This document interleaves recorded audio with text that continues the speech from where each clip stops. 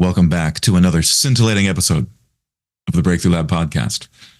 I'm back. My voice is working again. Had a cold recently, and it was a pretty rough one on my voice. I couldn't sing or barely even speak for like couple weeks maybe. Mm-hmm. And so Michelle did her own solo episode last week, and bless you, Michelle, for that. I'm back. I'm here, I'm kicking. I'm alive. I'm about to kick it. Okay. Today we're talking about something, but before we get into the something, I wanted to give a quick little recap of something for anyone who knows the spiritual influencer Sada Simone. And if you don't know him, you should go follow him. I think he's very cool. He has a podcast called Spiritually Sassy. He's like a flamboyant gay person. So he's like, I'm spiritually sassy, and I love his material. I love the stuff he talks about. And on one of his most recent episodes, he's talking about his new book, which I'm probably going to order myself. It's called Spiritually We. And he's specifically talking about an episode or a chapter from his book in which he's discussing the idea of conflict and how I think the name of this podcast episode is Conflict is for Lovers. And, when you hear that, you probably think like, what? We're not supposed to have conflict. But his whole thing is that through conflict, you can deepen your connection with your partner, with your coworker, with your parent, with your child, with your friend, whoever. But the problem is that most of us don't know how to engage in conflict, like quote unquote, correctly in a healthy way. So that's kind of the idea behind this episode, and he talks about how to do it well. And that is as far as that subject goes. But he says something in this episode that I thought was really interesting, not directly related to that, but just that I wanted to share. I took notes on this episode, and it was this idea that people who are really interested in like personal development and growth, like us, they tend to be very I, me, my focused. And these people especially if they've been wounded in the past for whatever reason by whoever, they have to start prioritizing their mental well-being, their physical well-being, their emotional well-being at the cost sometimes of closing other people off, of eliminating people from their lives. And I'm not saying that that's wrong to do or bad at all necessarily. That can be a very good thing to do in the right situation for the right person. But what he says in this is that when you become so focused and perhaps myopically down the path of personal growth and development, your own healing journey, if you have an interest in the spiritual side of things, you are fully disconnected from that when you are engaging in that, because the personal growth journey is all about I, my, me for many of these people. But the spiritual component is all about we. And I thought that was so interesting to discuss and bring up. It made me think, kind of have a little mini breakthrough myself when I was listening to this. You cannot be spiritually connected without community, without being able to live in your trauma for a bit, without being able to sit and be activated and go through that healing of enduring that and letting it pass. When you are working on yourself, when you're focused on I gotta, grind and be a better me and best self and all that stuff, you are, in many cases, for many people, especially if they have a traumatic past, trying to avoid the triggers, trying to avoid being activated.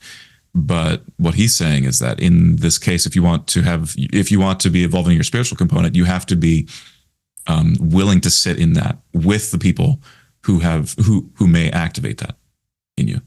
So I heard that on this episode and I loved it. And I thought, what a cool way to kick off this episode. And it has nothing to do with what we're going to talk about. Do you have any thoughts about that before we get into it? Actually, I think it absolutely, in a roundabout way, does actually contribute to what we're talking about. So I think that's super cool because you're talking about spirituality, about spirit, about the collective. And most of us go down the path of personal growth and development because we want to become better for someone else. It's because we are focused on our external reality. We want to be the best version of ourselves for work or for our friends or for our family. And to your point, you can tend to have to cut things out. But what we're talking about today is motivation. So if you think about it, the reasons that somebody goes down that journey is absolutely motivation. Yeah. Why are you doing this in the first place? And the spiritual component is absolutely involved in that. And there are roadblocks that we can come into whenever we are talking about motivation. And that's what we're going to talk about today. If you have been wondering, like if you are a parent and you're wondering how to motivate your kids, or if you are a leader and you're wondering how to motivate your team, or maybe you're just in a spot where you're feeling unmotivated about something and you can't figure out why. We're going to break that down today in today's episode. The subtitle of this episode is How to Influence Friends and Motivate People. Oh, maybe we should call out the episode. We actually haven't, for full disclosure, we haven't actually come up with the name of the episode yet. Sometimes we have to see what's going to happen. It's like writing a book, right? Like you don't always know what the title of the book is going to be until you write it, and then something stands out to you. That's true. The main thing that we wanted to talk about is how do you motivate others when you're especially when you're in a position of leadership? Usually, probably for many of you, that's going to be in a workplace environment. It could be just you being a parent. Any leadership role. If you are a leader in your community, you could be a leader in your spiritual, any situation where you're a leader and you're wanting to motivate others, or you are finding that you need to motivate yourself. Maybe you're not finding the motivation. You can't figure out why. We're going to really break that down so that you understand what the 3 different levels of motivation are, where you may encounter issues and why, and then what you can do about it. Mm-hmm. And I think I would want to kick this off just by saying that the first place that you should start, if this is in my opinion, of course, if you are having difficulty influencing, motivating other people in your life, especially if they're your quote unquote subordinates, is to start by making sure that you're even able to motivate yourself and influence your own actions and behaviors and thoughts. Because maybe you're coming at this from the position of wanting to have some sort of control. Like maybe you're lacking control in your position at work and you're trying to motivate your employee or someone and you're not getting through to them. You're not reaching them. Maybe they're hearing what you're saying, but they're not really investing at the level that you want them to. And the first place you should always, in any kind of situation in your life, any kind of conflict, any kind of problem that you're facing, always look first at yourself. Examine yourself, look in the mirror and see what's going on. Look behind the mirror, go deep inside and ask yourself, okay, how am I contributing to this problem? How am I showing up? Do I actually need to start motivating myself first to lead by example, to show them the output that I'm looking for, the performance that is expected? If you can't expect something from someone else if you can't even deliver that yourself. Yeah, I heard a quote that when you're a leader, people will do 50% of what you don't do. Please forgive me. People will do 50% of what you do and 100% of what you don't do. Think about that. If you're actually leading by example, people will only demonstrate 50% of what you're doing. And if you are failing to do something, they're absolutely not going to do it either because the leader's not doing it. So that is so on point there. Anytime we're doing coaching, whether it is me as a coach or my clients, if they're not getting results in certain areas, if they've got an issue externally, we always look at the internal as well. Where are you not showing up in this capacity? Yeah. That person is being a mirror of what you're doing.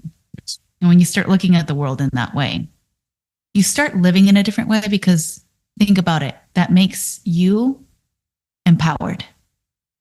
Because what you're saying is that if I start to behave differently, then my external reality will change. People will also start to behave differently around me. And then you have control.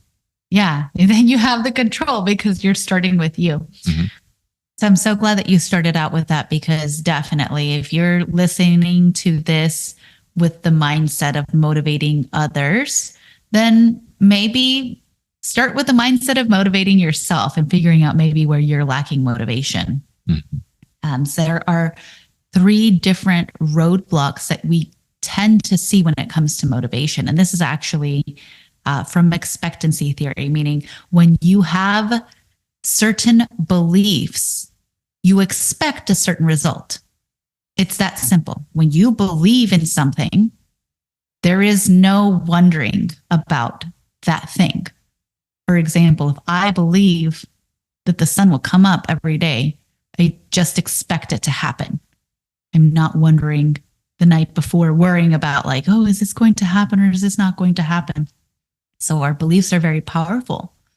And when it comes to motivation, we can see roadblocks when we don't have the right set of empowering beliefs. We have beliefs that maybe are limiting to us. So the first level, the first roadblock that we can come into is if you simply just don't believe that it's possible for you, because you don't expect it to happen. Right? If this really ties into like imposter syndrome, that sort of thing. Like if you have a goal, you have something that somebody puts in front of you and they say, hey, I need you to do this. And you simply believe like there is a 0 way. Like if somebody told me right now to do 10 pull-ups or chin-ups, I would be like, no. Like there is 0 way that is happening. 0 way. Not a single belief. So am I even going to try to do 1 pull-up? Probably not. I'm not motivated because I'm like, I don't think I can even do 1. And I'm not going to, like, I could do something else. So I could start working out and trying to live up to that. But doing just 10 pull-ups right now, that's not going to be something that happens. So depending on where your mindset is at, you don't take action. So this is where a lot of people get stuck, actually, is because they truly don't believe. They may say that they believe it's possible for them because consciously they want it to be possible. They want the result. But when push comes to shove, if you have this underlying deep programming level of belief that it's not actually possible for you, it can cause you to stay stuck in inaction. So then the second level is, let's say that you do believe that you can do it. Okay, so let's going back to that pull-up thing. Let's just say that you say, hey, I'm going to put you on a program so that you can learn to do pull-ups. And it's proven, and, you know, I look at all of these results. I'm like, oh my gosh, yeah, I can do pull-ups with the right system and the right, you know, whatever. I totally can. I know, I do believe that I can do that. But then when I get to it and I start doing the exercises, I might start to feel like, you know what? Actually, I don't believe this is going to work for me. I don't believe that the actions that I'm taking, that you're telling me to take, are actually going to produce the results that I want. So that's the second level, is when you know that you can do it, you don't believe that the actions you're taking are actually going to result in what you want for whatever reason. So in business, this may look like modeling a company that's doing something a certain way. But then when it comes to you implementing that, you find all the reasons for why it actually won't work for you. Why won't this work for your company specifically? You come up with all of the reasons why it can't work for you, even though it's worked for hundreds of other companies.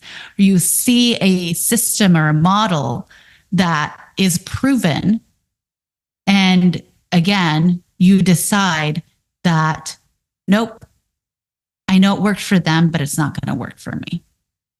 That is the second level of motivation roadblock. How many times do we actually have all the information already?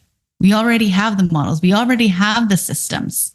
We don't need another course. We don't need another mentor. We just not doing it because deep down, what we're saying is that we don't believe it's going to work for me. Yeah. The third level or the third roadblock that we see is when the value isn't perceived to be big enough. So this can show up in different ways. For some people, it may be that you're extraordinarily successful already, but you'd feel out of alignment now. Like there's no purpose for you. You're like, man, I've gotten to this point. I'm really successful, but why am I even doing this anymore? And then you feel really unmotivated because there's not a big enough why for you. You haven't been able to connect to that. For other people, it may be that, whoa, you want me to put in all of this work. And that's the thing that I get. Like the value isn't there. It's not big enough for me. Mm-hmm. So it has to do, in both of these cases are kind of separate, but it still has to do with the perceived value you have around something. If the why isn't big enough, if it's not meaningful enough for you, but it seems like you're going to have to do so much of this effort and energy, then of course you're not going to act because it just simply isn't important enough. That's why you have all these books about starting with why.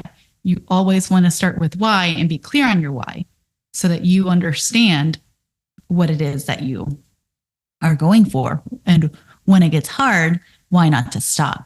Mm-hmm. So these are the three different places where we can get caught up in getting stuck, feeling unmotivated. I think a lot of it is awareness, right? Like where do you fall in these three buckets? Where do the people that you're leading fall in these three buckets? The best way to figure it out is by talking to the person. Mm-hmm. And so this is what we do in coaching. We talk to somebody.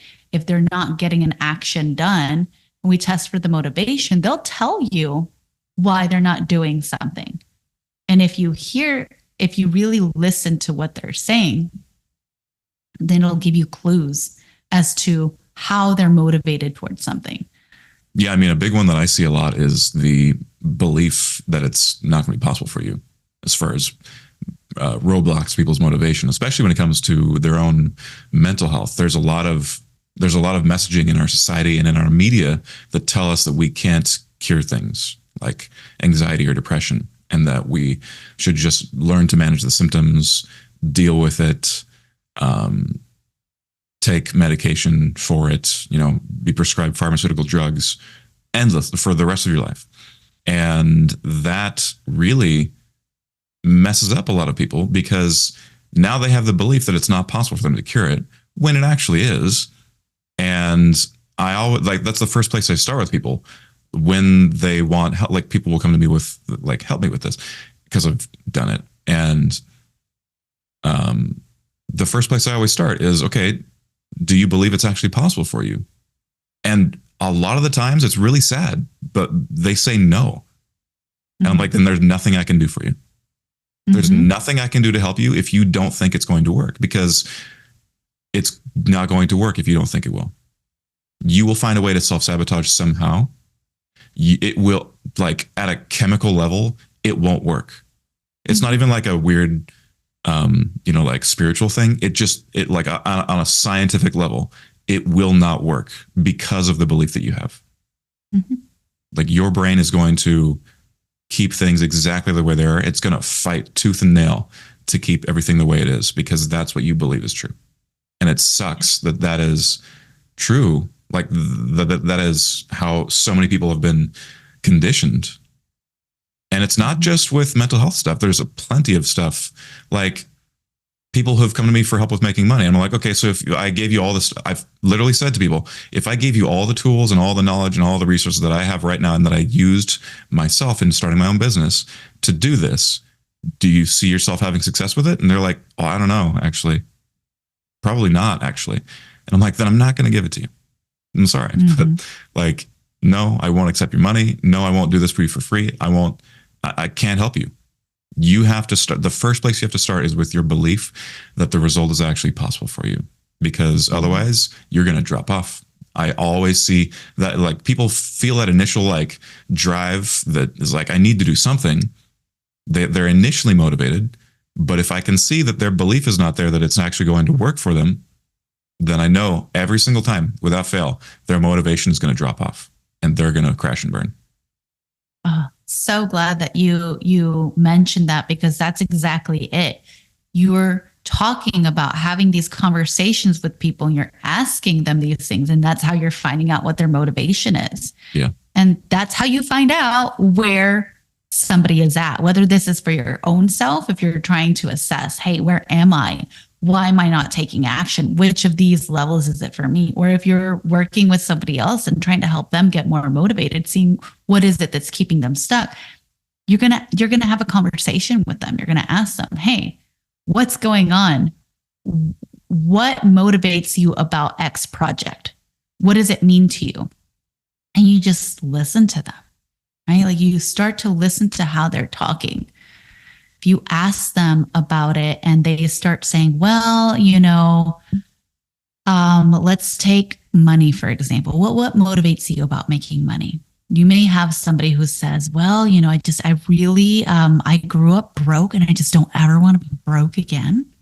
And it's really important to me to have that security and to be able to provide for my family. I can hear already that this person is actually negatively motivated. Yeah, I was going to say the first thing I heard being broke. was moving away from values. Yeah, they're moving away from the pain of being broke. Yeah. So as soon as they don't feel like they're broke anymore, then they may stop taking the actions that got them away from being broke then moving back towards being broke again. What's interesting about that example is that they also had moving towards values of security for my family. And the problem is that the main motivator, the initial thing they said, or in this fake example, is the moving away stuff. So when that goes away, you got to do a lot of work to make sure that the towards values are the towards pleasure motivation is strong enough to stay. It's strong. Exactly. So if you ask somebody, the alternative would be asking somebody, what motivates you about making money? And they say like, hey, I love myself, which means I love money. Money is what's going to help me make the world a better place. It keeps, everything going. It's meant to be flowing. And this is how I'm going to create freedom, my nonprofit. I value abundance. You can hear in the languaging, even in the energy when I was saying it, right? That I was like, there was so much more energy behind it because I'm just motivated towards creating some more things instead of just moving away from the pain of something, which means I'm driven even when there's no pain, which means I don't need pain to happen in order to act. Yeah. So listening to the way people talk about certain things, that's just to give you an example. When you're asking somebody about, hey, like, what is it about this task that is keeping you stuck? What is it about this task that you didn't, complete? What was it about it that you felt like you couldn't take action on? And just have a conversation. You'll be surprised how much people tell you, especially if you just keep asking. Just keep asking like, okay, well, what specifically about that sort of thing? Mm-hmm. You can find out from someone if it's actually something that they don't believe is possible for them, like period, like they're not even going to take action on it.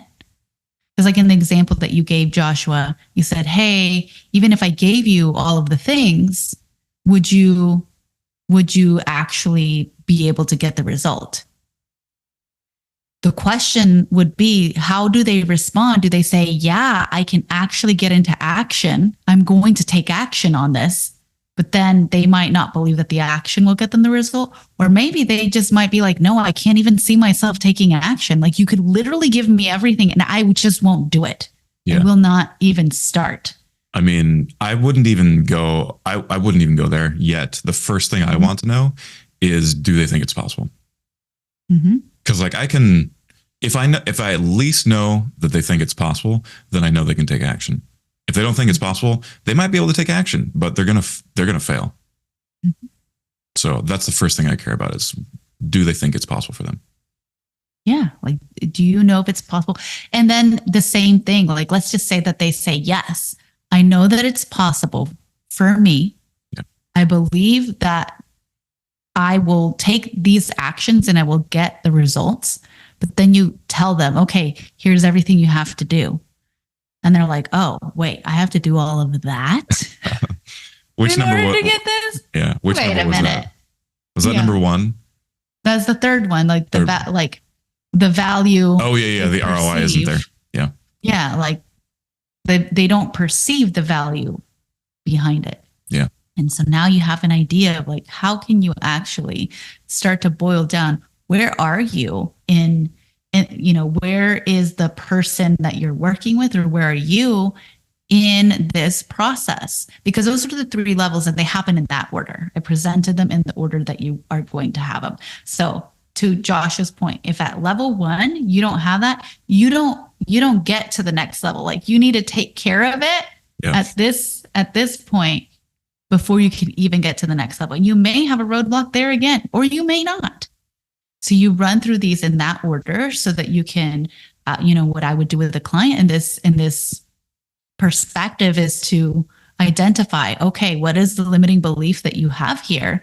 And let's remove it. Once the belief is gone, then you start to expect the opposite. You start to expect, oh yeah, this is possible for me. Mm-hmm. We move on to the next level. We troubleshoot there. That's what happens when we do ongoing coaching.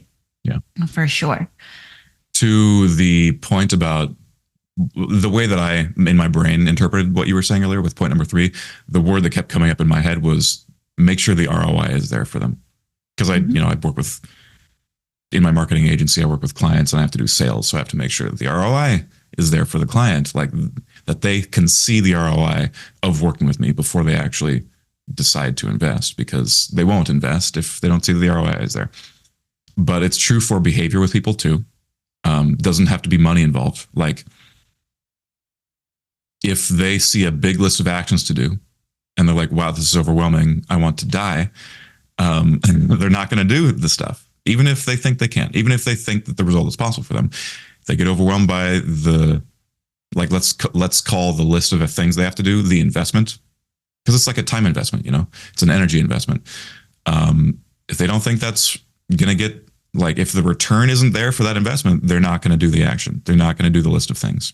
And I've seen this before with people like my mom before, for example, several people I've worked with, like with mental health issues. There's a book that I read that tells you exactly how to cure depression, anxiety, and a bunch of other things. And I used that book to cure myself of anxiety. It's called The Ultramind Solution. It's by Dr. Mark Hyman.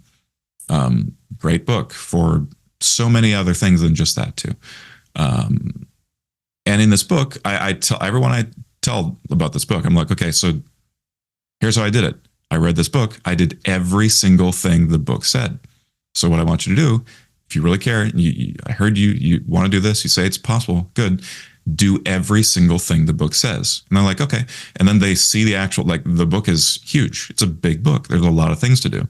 And then they don't do it because they get overwhelmed. They're like, oh, that's too many pills to take. I can't take that many pills. I'm like, okay, it's vitamin C, it's vitamin D, it's fish oil. Like, what's the problem? That's just too many pills. I get overwhelmed. There's too much. Oh, I don't want to take a bath. Like, I don't have time. There's like, that's when all the reasons start to come in. Yeah. Self-sabotage. Yeah. Like, oh, I don't want to have to drink tea or like take a theanine or GABA, whatever. I don't want to mess with my hormones, blah, blah, blah. Well, okay, but don't you want the result? Well, the return on investment is not there. So how do you solve this problem for the person you're trying to motivate? The way that you solve it, the way that I like to solve it, is scaling the pain and the pleasure. Make the pain of being stuck in their situation so much bigger than the pain of doing that list of things, of making the changes, of taking the actions, of taking all the pills. If you think that you are like, and this is a big problem too, a lot of the times our brain just wants to stay stuck where we are because expenditure of energy is in nature a path leading to the death of the organism. The less energy we can expend and stay alive, that's where our brain wants to stay. And to do all that stuff, if we're depressed and anxious or whatever, we're going to just stay depressed and anxious because it's too much stuff to do. It takes so much energy just to think about it for some people, just to think about taking all the pills. And we don't want to do it. And but you have the underlying program that's also keeping you stuck, telling you to not do anything as well, like to compound things. Yeah. And so the way that you do this is you have to magnify the pain of being exactly as they are. So if a person is living with anxiety every single day, like I was, having panic attacks all the time, you have to, and you want to motivate this person to do the things that's going to help them. You have to magnify the pain of living the rest of their lives controlled by anxiety. What would it look like if you didn't change? Go forward in the future, 5 years, 10 years, nothing. You're not any better. In fact, you're probably worse, because that's how, the law of entropy, you're going to get worse. What's that going to look like for you? And just have them write it out. Or, in many cases for you, if you're a listener listening to this, you're probably not having them, you're not a coach having them sit there with a client, having them write things out, but you really have to help them visualize how much more it's going to suck to not change than it is going to suck temporarily to do the things that are going to get them the result they want, the result that they say they want. Absolutely. And there are definitely other ways. That is such a great way. What you're doing essentially is reframing them. You're helping them see things from a different perspective, because again, they're programmed to look at things just from the one perspective. And that's what we talk a lot about here. Everything is just perspective. If you can help somebody see it from a different point of view, then they're going to be able to take action. Yeah, it's future pacing. That's really what you're going to do in these areas, right? So if you have a technique for any one of these, if there is a limiting belief that is keeping you stuck in one of these three barriers of motivation, you want to get rid of that limiting belief. So if you have a technique for releasing it, absolutely, you're going to apply it. A great way to do that, to start chipping away at something, is these reframes. How do you reframe someone from thinking like, okay, so for example, if you have somebody who says that they don't believe it's possible for them, then you can say something like, really? So so you're special. You're the only person on the planet that this isn't going to work for. This works for everyone else, but not for you? Really? Like that's a form of a reframe, because you're trying to get them to like see it from a different perspective. Yeah. And that sort of reframe will work for either the first or the second. The third, the reframe that Josh was just shared, is a context reframe, because he's taking something, he's saying, really think about this contextually, think about it in a different time frame. 5 years from now, 10 years from now, what's going to happen if you don't get rid of this? Yeah. Contextually. And another thing you can do for if somebody sees a big long list of something, sometimes it's just that they're like, what? They're afraid. They're feeling overwhelmed. There's so many steps. It seems like such a huge goal. It's not that they're not willing to put in the work. They just see it and they feel like, oh my gosh, you just kind of information overload. That's where you can help them break it down. Yeah. Hey, let's break this down into milestones. Let's take this out. You're going to have 12 months to reach this goal, 12 weeks, whatever it is. Let's set the milestones, and then let's celebrate as we're hitting those milestones, to remind ourselves that this is a pleasant process. This is a process that's honoring who you are. And the other thing that you can do is really get very nailed down on the why. Because sometimes the why isn't clear enough. We don't spend a lot of time sometimes really thinking about why we're doing the things that we're doing. Anytime I'm working with clients, we spend a lot of time on why. We're looking at their goals. We're writing out, why is it important to us? We're looking at their values. We're talking about, why is it important to us? Because that's how we're going to know what the motivation is. Because when you have the rough day or you're feeling off or things are getting hard, you can go back to what you wrote was your why. And you remind yourself like, oh, this is why I'm doing this. Or in the example of the business owner who's incredibly successful and doing all these things and has lost their purpose, a lot of the time it's about figuring out what is your actual why? Why did you start doing this in the first place? Mm-hmm. And how do we get your business into alignment with that? Like, how do we remind you why you started doing this? And what are the things that we would need to change in your business to get it more in alignment so that you are once again flowing from that space? Mm-hmm. These all probably sound very simple and like they're very, what's the word? Common sense. These all probably sound very simple and like they're very common sense. And yet, when we're in the problem, sometimes we just can't see it unless we give ourselves time to reflect or unless we have somebody who is able to hear what we're saying and reflect it back to us and help us understand and navigate our way out of the problem. So to bring it back with an example, I used to work for a company that was wilderness photography, and the owner, the guy who did the photography, had a very difficult time motivating us, the team of designers and developers, to get the things that, like, do the things that he wanted on, by the way, very outrageously short timeframes. Just a very bad manager overall, this guy. But I love to use him as an example because when I interviewed for the position, he mentioned a book by, I think the author's Jim Collins, called Good to Great. And he talks about how, have you heard of that book? Mm-hmm. It's like about business building and stuff and running a successful company. One of the analogies that I remember about, and I ended up buying and reading that book later on, was getting the right people on the bus. Mm-hmm.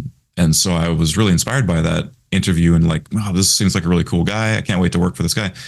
And he just turned out to be insane. But I watched him and I thought to myself, he's not doing anything from this book. He's doing every single thing I could possibly think of very badly. And one of the things he would do when he would try and quote unquote motivate us to like get things done on an accelerated timeline would be, it draws back to the very first thing I said in this episode.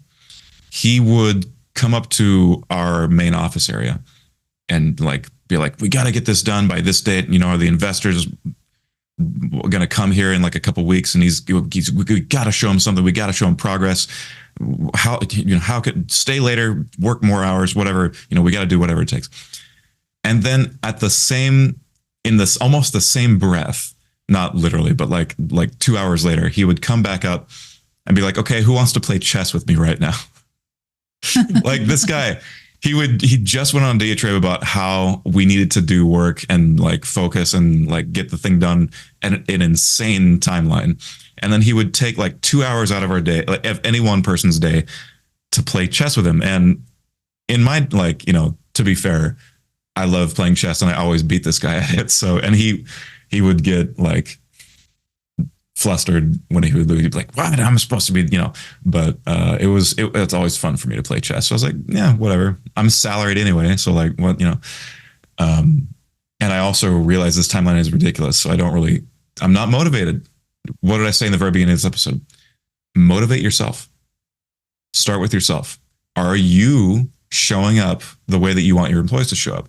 And in this case, if you're wanting your employees to like focus and hustle and you're sitting there playing chess during your work hours, no, you're not showing up right. You're not motivated yourself. Mm-hmm. And so you have to start with you. Yeah. So he wasn't motivated, which meant you weren't motivated. Then he was giving you a timeline that your expectations were like, this isn't even possible. So what's the point of me bending over backwards? Which is like the next thing. There was a motivation roadblock there. I didn't think it was possible to do it at that timeline. Mm-hmm. And then another thing is, I can't remember if we've talked about this on this episode, but I think we were talking about it a little bit before we were recording it. You have to understand what motivates someone in the first place. Like, what's their motivation? Yeah. What drives them to do, what would motivate me to do that timeline? And in this case, this guy underpaid everyone. He didn't offer bonus. He didn't give bonuses at the end of the year or anything like that. I never got a raise. No one got raises, on like a yearly basis, whatever, nothing like that. And I'll tell you right now, what would have motivated me would have been money. Like, okay, if you guys get this done, you got like a $6,000 bonus at the end of the year. Let's go. Let's get it. I'd be like, hell yeah, let's go. I'd stay a couple hours later every day. Back then, that was a big deal for me, by the way. Nowadays, it's quite obviously not that big of a deal. But I used to work in an environment where they did offer incentives, whether it was a lot of the times they would do prizes to, do a push for the end of the month. I was in sales. And a lot of the times I would get stuck in number 3, right? In the third one where it's like, I know that I can do this. I know it's possible.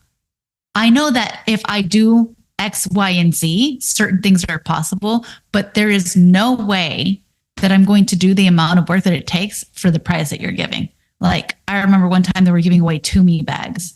And I was like, I don't want Toomey. Give me how much? Yeah. Give me the money the Toomey bag costs. Like, I don't want a Toomey bag. Like, what am I going to do with that? Yeah. Sell it? So you want to make sure that the incentives that you're offering are something, especially if you're going to have to put in the amount of work, because there was this sliver of expectation that, like, yeah, if I really, really, really worked really hard and did all of these things, I might make that goal. Yeah. But really, it may not be possible. And I'm not willing to put in the work to find out. Yeah. Because I don't even like that price. Yeah. Yeah. So you're thinking about how to we're giving these examples so, hopefully you can start to make connections for how are you showing up for the people that you are leading? How are you providing an environment where people are either motivated or not motivated? Like, how are you communicating? How are you incentivizing? How are you showing up? And do you understand your people? Do you know what drives them? You just keep taking the words out of my mouth. I was about to say, like, do you understand their needs? Like, what? Yeah. What motivates them? What is important to them about their career? Yeah. And are you providing those? Are you fulfilling those values for them? And the way you find this stuff out is by asking. Having a conversation. So just to recap everything that we've talked about, when you are dealing with leadership and leading people, the steps that you can take to truly start to understand how to motivate them. The first thing is to really understand what drives them, what motivates them. They may not even know. How cool would you be as a leader if you help them define what that was for them? Yeah. To really dream big and think big. For sure. So start with why. Start with the conversations of why. The second thing that you can do is, if they are having a problem with motivation, is start to ask them, what are their roadblocks? Just like earlier, ask a question. Hey, what was it about this project? What was it about this task that has kept you feeling stuck? And just let them talk. You're going to find out if it's because they don't believe it's possible at all. If they don't believe that the actions are taking are going to produce the results that you say or that is expected, or if it just seems like way too much work and it's not worth it for them. Once you have all of this information, the third step would be to help them become reframed, help them see it from a different perspective, because you will see it from a different perspective from them. All you have to do is show them, using one of the strategies, some of the examples that we shared with you before. How can you help them see it in a different way so that they believe that it is possible for them? And since now you know what drives them, you can also pepper in some of that languaging, right? Yeah. Hey, show them the ROI is there.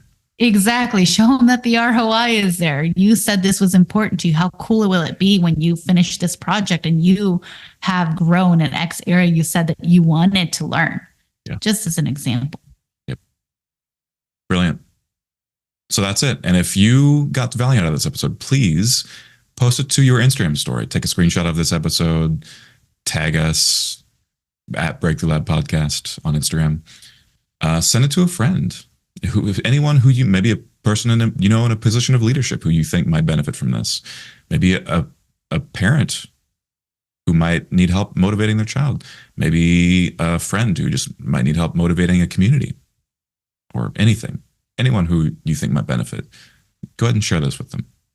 And I'll link the other podcast that I mentioned at the beginning of this, Sada Simone's episode, in the show notes as well. And I hope you have a blessed, wonderful, abundant, and motivated rest of your day. We'll see you next time.